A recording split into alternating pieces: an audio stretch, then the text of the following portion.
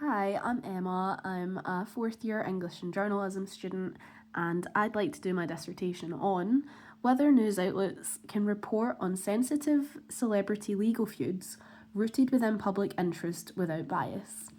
I would also like to do a case study focusing on Blake Lively versus Justin Baldoni 2024 to current. Who is involved? Blake Lively on the left and Justin Baldoni is on the right. This is a scene from the movie that they star in. That's a poster from the movie, which was very, very popular. It's an adaptation from a book by Colleen Hoover called It Ends With Us. It's about domestic violence, which is quite a sensitive scene to talk about. I would like to explore the impact that feminism has amid sexual harassment legal claims.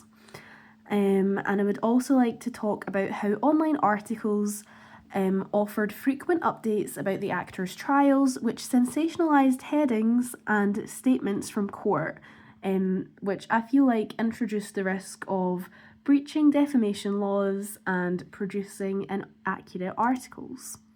Does this research question matter?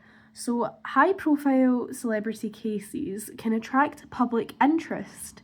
So, there's an increased pressure on journalists to publish articles quickly to keep the public updated. But this can lead to issues for journalism when it comes to fact checking information. Previous research about Amber Heard and Johnny Depp from 2020 shows how the media can frame the narrative of a situation. This was when Johnny Depp sued News of the World for breaching defamation laws when an article was published about him saying that he was a wife beater, and he ended up losing that case because a legal trial proved that he did beat his wife. But anyways, I'm considering the ethics behind publishing private text messages, voicemails between celebrities, and the concept of privacy, and how feminism shapes the way that news stories are framed. This is a timeline of events. The movie was released August 2024 and earned $280 million globally. Lively then filed an 80-page lawsuit, which was published on the New York Times and I'm sure other websites as well, alleging she was sexually harassed on set by Baldoni for a number of different allegations, which she listed in great depth, which I would like to explore more in great detail.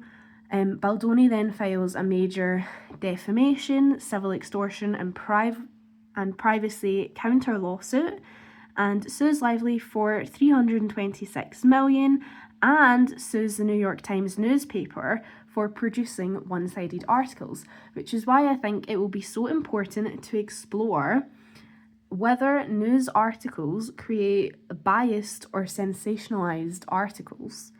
But in June 2025, the judge dismissed Baldoni's claim against Lively, according to the BBC. Baldoni also loses the New York Times battle as he couldn't prove that there were biased articles. However, a new trial has been scheduled for March next year. These are just extracts from the lawsuits that were filed by Lively and Baldoni, which state in detail all of the different things that Lively was suing Baldoni for, including intentional infliction of emotional distress, which I thought would be quite difficult to charge, and also sexual harassment, which was the main one. And then Baldoni, his rebuttal just shows that he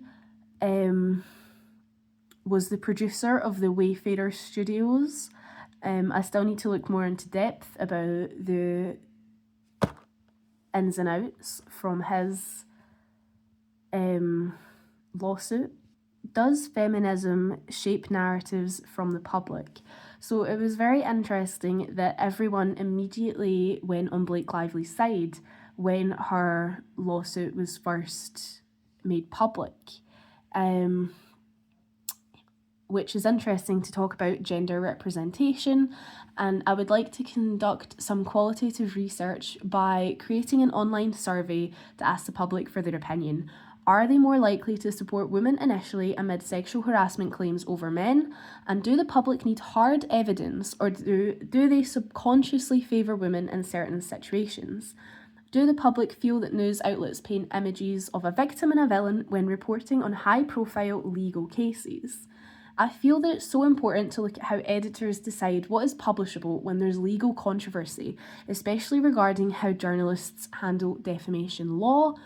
I'm more so interested in how the press manage legal and ethical boundaries, but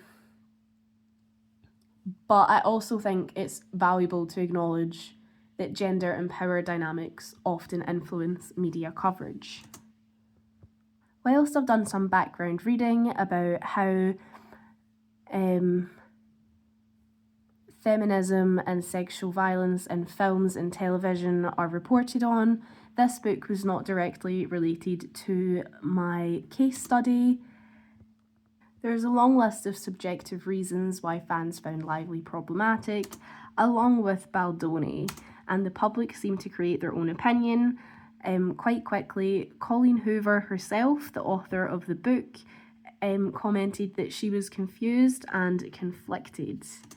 There's a few problems that I could face, but the biggest one is that the legal feud is still ongoing, and I can't interview Lively or Baldoni because they're too high profile.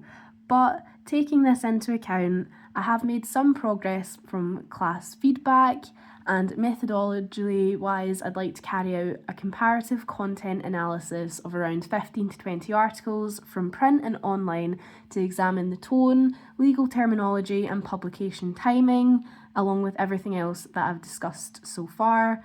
I hope that my dissertation will show the evolving pace of how media is reshaping court reporting without or with gendered framing. And that's my bibliography. Thank you for listening.